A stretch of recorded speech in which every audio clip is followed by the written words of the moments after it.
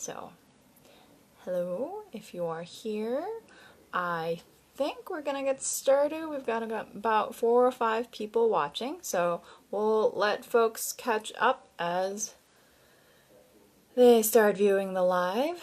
I'm not seeing any comments, so comment and let me know if the comment section is working, because I'd like to take some questions from people at the end.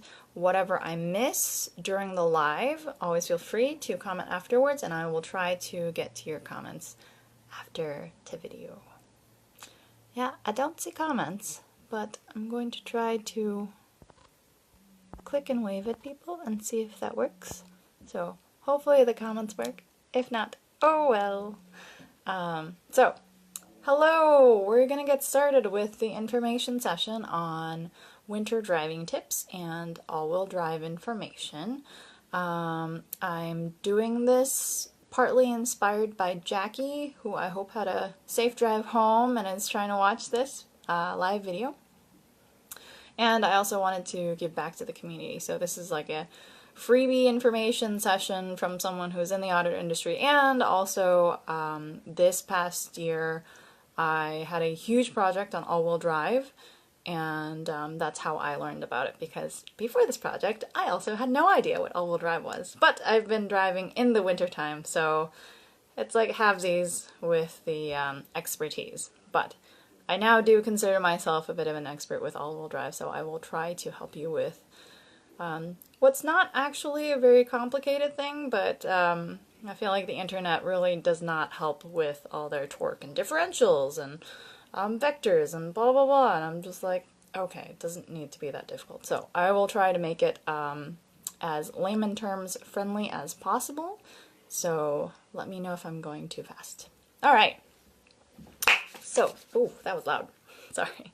Let's get started. And like I said, I don't see any comments, so maybe it's my cell phone, maybe it's the new live system, but hopefully that catches up.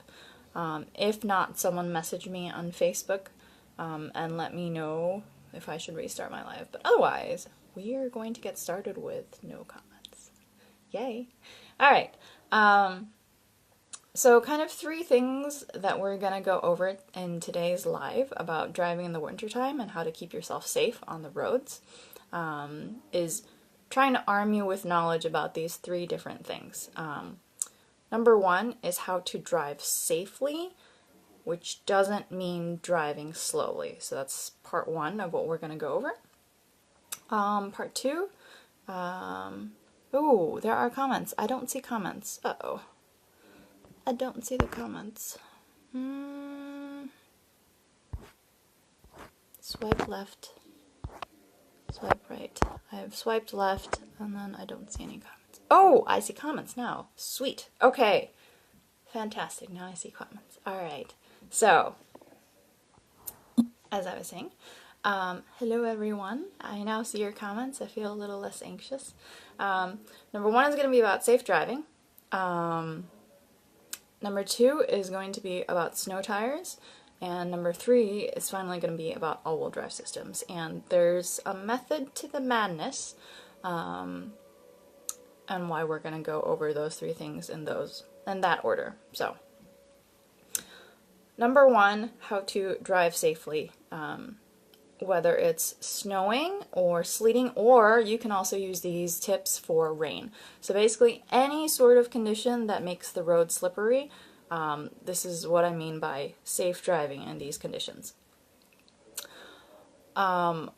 Slow driving is not safe driving. Yeah, that may be a little bit of a misnomer, because I see a lot of people driving slowly when it's snowing and they still slip. So what's going on? Your car is obviously it's moving. It's a physical object. You are helping it move, and slowing down the movement is not going to prevent any sort of slip.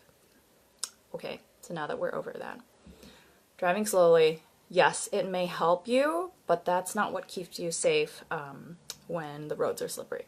What does keep you safe? Well, there's, to me, 3 different situations where you'll encounter slip on the roads. When you go from a complete stop to a start when you're stopping after you're, in movement, and on curves, right? So 3 different situations where you kind of have to be hyper vigilant about slippage.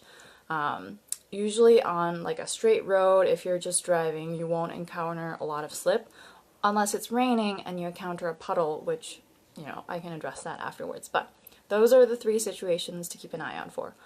Why does it work that way? Well, so the thing is, you have four wheels on your car, unless you've souped up your car and you have that ridiculous situation in the back where you have like 6 wheels. Don't do that. I can't respect you for that. Anyhow, most people have 4 wheels on their cars. And those wheels, there's brakes attached to your wheels that will help them stop, and also they're connected to the engine, so it will help your car start again, right? Now, when you are going from a complete standstill and you're starting, that movement will create a lot of slip when there is ice or snow or whatever on the ground. So that's why you slip. Obviously, and then when you're braking, you're going to a complete stop and there's ice, that's also slipping. And then on curves is kind of a braking situation, so a stopping situation, because you're pressing down on your brake. That's why you'll slip on curves too. So those are the 3 kind of situations that you need to watch out for slippage. And how are you going to do that? Hold on, let me catch up on the comments. I think, see, everyone is here. I see Natalie, Jackie, Marcel, and other Jackie. All right, cool. I think the comments are working. So I'm going to continue. So in those 3 situations, when you're stopping, when you're starting up again, and on curves, everyone thinks that braking is going to help you not slip. This is not true. Braking doesn't help anything. What you're gonna do, so number 1, when you're stopping and it's really snowy outside, or there's kind of slippery road conditions, what you're gonna do is you never want a hard brake, right? Hard braking is going to make your car slip. So what I like to give you an analogy is, any of you have tried ice skating before, right? And when you start to feel yourself slipping when you're ice skating and you kind of do a hard stop, yeah, you slide forward. So that's basically what your car is doing when you do a hard brake on a very slippery surface, right? So what you want to do is, instead of hard braking, you want to do something called pumping your brakes. So it's kind of what the term is exemplifying is, you want to start gently pressing down on your brake and putting your foot off. Gently pressing down, foot off. So you're pumping your brakes, right? So instead of a hard stop, screeching stop, and then you're going to slip, you're going to gently start pumping the brakes, and this is when you need to drive slowly, right? So you can drive pretty much the speed that you're going on regular, slippery roads. So if it's 35 miles per hour, between 35 and 40. But when you start seeing that stoplight, traffic light coming up, you want to start pumping your brakes ahead of time. And this is what I mean. Don't drive slowly all the time. Just slow down when you need to, which is in this stop situation, right? So start pumping your brakes, and then you should gradually feel your car kind of coming to that stop, right? So if there's nothing else you take away from it, is not slow, you want to remember gentle movements. No jerky movements, no sudden brakes, no sudden starts. Don't step on the accelerator like zoom. You want to be gentle and not slow. So I hope that's something you take away from that. So again, when you're stopping, remember to pump your brakes, right? So you're going to put your foot down a little bit, release, foot down a little bit, release, until you gradually feel your car stopping, like pretty slowly. Same thing when you are starting up again, as you're driving, and again, you don't want to like ram your foot down on the accelerator pedal. You kind of want to gently ease into it. So again, with the gentle movements, you want to be very gentle as you start up the car again. Now, you've done everything that Hayne has told you to, and yet you still feel your car slipping. What the hell, right? So again, with the gentle movements, when you feel your car start to slip, you do not hard brake. I know this goes against every instinct that you have, but do not hard brake.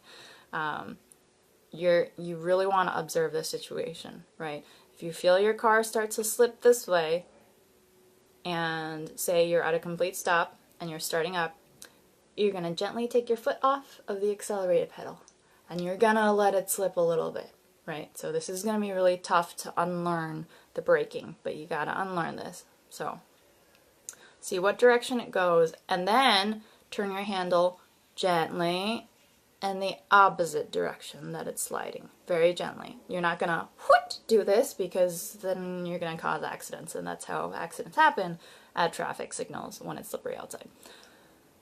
So I hope you're taking notes, but anyway, I should have a cheat sheet after this, so if you don't remember this, again, gentle, not slow.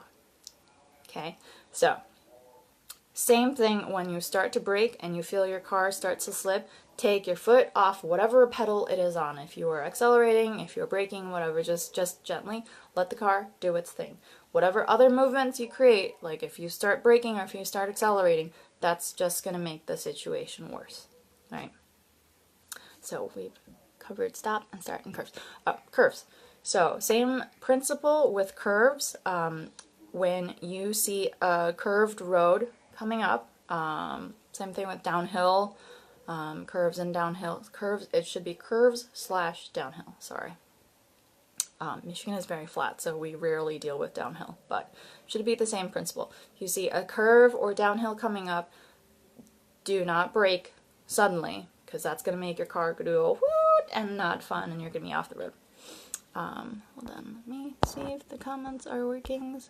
Well, I got up to Jackie's comment. I drive very slowly, but I don't see any other ones, so I hope no one is commenting. You see a curve or downhill, you're going to try your best to slow down before the curve hits, right? So again, with the start pumping the brakes when you see the curve, and you're going to gently twist the wheel. So same with downhill, you're going to start pumping the brakes. Kind of, if this is the peak of the hill, and it's a pretty steep hill, and this is the bottom of it, pretend that this is to scale, you're going to start pumping your brakes as soon as your car goes over the hill. Pump, pump, pump your brakes, pump, pump, pump your brakes, and then you're going to make it, right?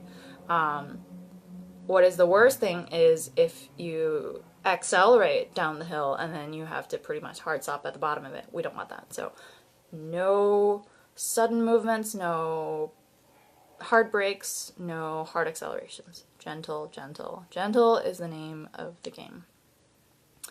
So those are my tips on stopping and starting and curves and downhill, curve/downhill. Let me know if you have any questions on that, because now we're going to move on to snow tires. So all the tips that I've just given you is kind of assuming that you don't have either 1, snow tires, or 2, an all-wheel drive system on your car. I don't have all-wheel drive system, and I don't have snow tires on my car, despite the fact that I live in Michigan. And those 3 tips are kind of what get me through the winter on a car with no snow tires and no all-wheel drive systems. I went over those 3 tips first because even if you do have snow tires, even if you do have an all-wheel drive system, those tips should still help you, and those tips you should still be doing even with those 2 other things. That's why I purposely told you about those tips first, because the worst thing also that you can do is to rely way too much on the fancy systems that your cars have. Like, I have all-wheel drive, I can just drive like it's normal. Don't do that. Don't do that. All-wheel drive is really, it's a fantastic technological advancement, but you could still help it along, and you could still keep yourself safe with the driving tips that I just gave you. Same with snow tires. So, speaking of snow tires,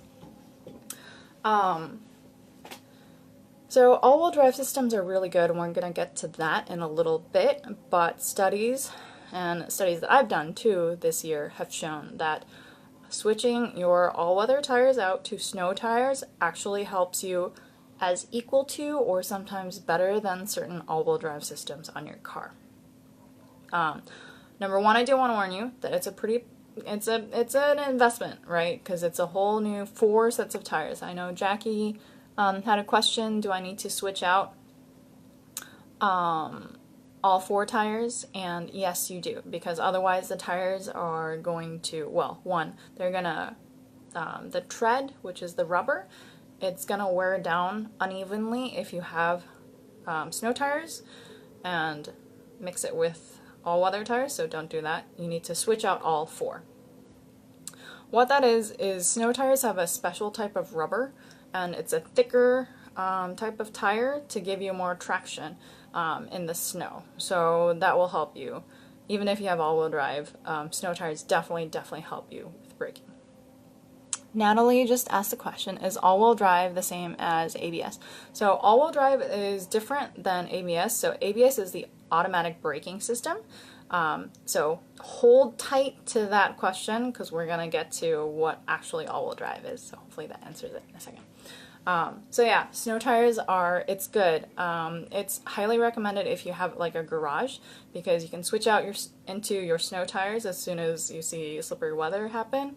And then, really important, you need to switch back over once the weather warms up again in the spring to your regular tires because snow tires do no good on dry pavement. Snow tires are kind of like absorbent, so they will wear a whole lot faster on regular roads, and so it's highly recommended that you switch them back over to your all-weather tires, which kind of wear evenly whatever situation it is. So snow tires help with traction, so basically kind of gripping onto the roads. Snow tires are not braking like a braking system, but they will help you just for the sheer traction part of it. So let me know if you have any questions on snow tires, because now we're going to move over onto all-wheel drive. So, what is all-wheel drive? All-wheel drive. Well, when I first started learning about all-wheel drive, I had this notion that all-wheel drive was a braking system, which is kind of what Natalie asked about. Is all-wheel drive the same as automatic braking system? No, all-wheel drive has nothing to do with braking at all whatsoever. So get those ideas out of your head, which honestly, it boggles my mind still. And Jackie had a question about snow tires. Is it okay to drive around with snow tires all winter, even on days when it's not snowy or icy?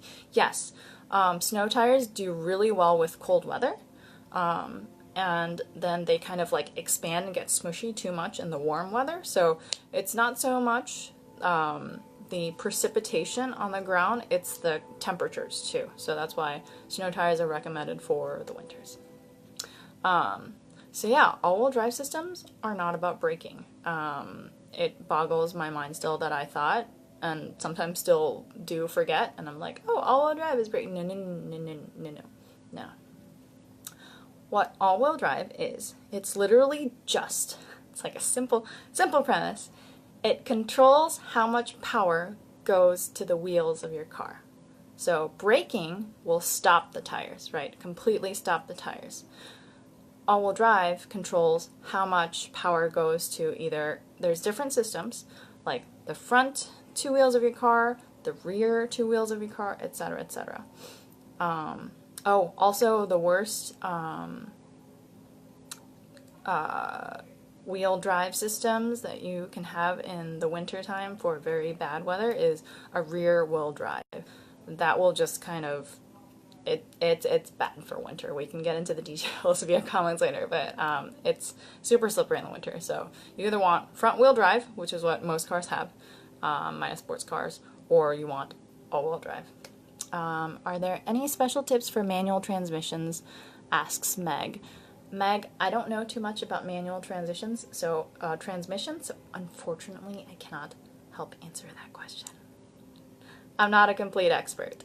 I'm just learning, so I will dig around though and get to your question after the live. So yeah, all-wheel drive controls how much power goes to the wheels of your vehicle. Now, like I said, there's different systems. Some all-wheel drive systems are like super fancy, and so they will control to every single wheel of your car. Others just give more power to the front or more power to the back. Now, how does that help you not slip? So again, we're going to go back to my ice skating analogy. When you ice skate and you are trying to stop, right? So if you're imagining I'm ice skating, and I want to stop. You don't like hard brake with both your feet, right? You turn a little bit and you hard brake with one foot while the other foot just kind of hangs out. Same with, what is it called? The hockey stop. You kind of turn around and you kind of brake with one foot. So imagine that you're kind of ice skating on your all four of your like your 2 feet and your front hands too. That's kind of what your car is doing with the all-wheel drive system. Basically, it calculates where you're going to slip the most and sends the least power to that tire or, you know, that area of your car, right? So that's really how it works. That's really all. That's all it does. There's some kind of fancier all-wheel drive systems that have different inputs, so it'll take into consideration. Some of them will figure out if there's like ice on the roads and so on and so forth. Like some of them are super fancy, but most of them, that's really all they do. If you turn your all-wheel drive system off, it will help you brake by giving you least power to the front. Remember what I said about hard braking not being a good thing? So when your front tires start to slow down, it'll kind of ease up on the power so your back brakes, or so your back tires can kind of grip the road more. I hope that was a simple explanation. That's about the simplest I can get with all-wheel drive. So like I said, there's like super fancy systems and there's less fancy systems, but basically that's all it really does, is it controls how much power goes to your tires. I'm gonna post up a link to I'm sorry, it's a marketing video and it's something that our company did, but I'm gonna post it because it's basically a car driving in the dark and the wheels light up whenever the power goes to that tire, and so it kind of shows what all-wheel drive does. The car drives through like water and like cobblestones and so on and so forth, and it's a really good like visual explanation of what all-wheel drive does. So there's these all-wheel drive systems, and Natalie asked about four-wheel drive. Four-wheel drive is just like a super high-powered all-wheel drive system. It's for off-roading. It'll give you more grip when you're going off the road, like in mud and so on and so forth. And it does well in like packed snow, but four-wheel drive isn't going to help you in like ice or like rain, like that kind of water. It'll do really well with gripping in the mud and packed snow. So all-wheel drive and four-wheel drive is kind of like heightened power, but it's not any sort of like fancier system. So there's a lot of car brands that will tell you with marketing, oh, four-wheel drive is like the hyper version. It's not. They're lying. Or they're marketing. So there's that difference. Anyhow, I just told you about snow tires and explained to you why snow tires help and all-wheel drive systems. But again, that being said, even if you have those two things on your car, if you remember to drive gently, so gently pump the brakes, gently start up your car at a stop, and gently go around curves and gently go downhill. Same principle with uphill. It's going to help you if you're doing that drive gently campaign versus driving slowly, right? So don't rely too much on those systems because yeah, even if you have those, sometimes the road conditions will be so bad that those systems kind of are like, whatever, like, dude, you're on your own, right? So when that does happen, you want to be prepared for that. Now, my final tip for you guys, before I start taking some more questions, should you have them, is I highly, highly recommend, like, the next time it snows or rains or so on, and you feel safe enough to drive out, I would pick a time like late at night when you know there's going to be an empty, wide parking lot, or take someone who's really good at driving with you and have them drive you out to said parking lot. Now, why you want to do this is you want to go out to this empty parking lot when there's like snow or water on the ground, and you're going to do basically all the things I told you not to do. You're going to hard brake, you're going to hard stop. Again, watch out for things around you. This is why I recommend doing this like super late at night or super early in the morning when there's like no one in the parking lot. You want to do this because you want to be able to predict how your car is going to react, right? The more you know how far your car is going to go when you hard brake and how far it's going to slip, the kind of safer you feel because you're not caught unawares on a real road situation, right? So this is kind of like your driving practice slash test for the winter time. This is what my older brother did for me when I first started driving, and I found it super helpful. So I don't feel very anxious and if I have to suddenly hard stop, and I don't mean to. I know kind of which direction the car is going to go, how far it's going to go, or if I suddenly start the car and it starts to slip, I know exactly what to do and how much I need to turn the wheel, right? So again, you're going to gently guide your car after it starts slipping, but it super helps to know how far that car is going to go and kind of how your car behaves, right? Because every car is going to be different. What I've told you, my car may go like X amount of inches and your car may go, you know, even further or less. So I know how far my car is going to go, but I don't know how far your car is going to go or how much it's going to slip. Again, it depends on what systems you have on your car, how advanced or how not advanced it is. So I highly recommend practicing in an empty parking lot when it's snowy or rainy. Hopefully somewhere close to your house, but again, please take someone with you that is good at driving or is more confident with driving to do so. And it doesn't take a lot of time, maybe 30 minutes at the most. Just practice that like hard stop and hard acceleration and see what your car does, just so you can get a good feel of what it feels like. So I'm going to open it up to any questions that you guys have, things that I didn't cover, things that you want to ask generally about winter driving, so on and so forth. So let me know in the comments. If you don't catch me now, if you catch this video afterwards, make sure you comment also on the video, and I will try to answer your questions about winter driving. So I super hope this helped. I don't see any questions yet, so I hang out for a few seconds. Natalie asked, slightly off topic, but how do you remove snow/ice from your windows? So I don't use this tip, but I saw this tip online about like X amount of water and X amount of rubbing alcohol, which kind of melts away the snow/ice from your windows. So I think that helps, and I'm thinking of getting like a windshield cover this winter because I don't have a garage and it's just like a pain in the ass to scrape off everything or like turn up my car in the winter, so that can help too. It's just like it's a car cover for the winter time, so you don't even need to do the rubbing alcohol spray thing. So, but I've heard that helps.